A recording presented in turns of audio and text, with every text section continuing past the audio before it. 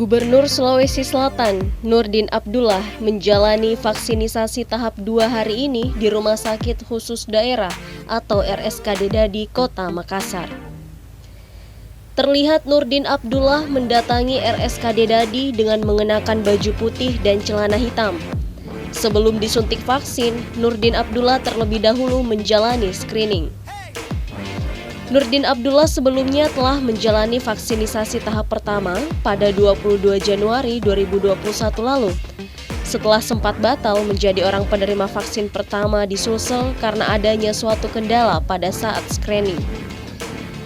Mantan Bupati Bantaeng ini bersyukur karena vaksinisasi berjalan dengan lancar di Sulawesi Selatan.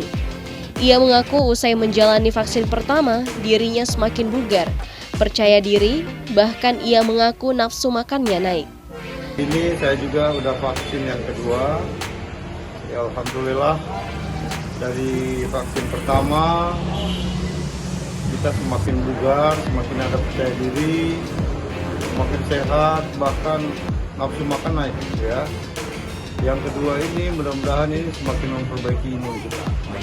Nah, saya kemarin sebelum vaksin saya mengecek kekebalan imun kita itu ada 150, jadi udah mulai terbentuk ya.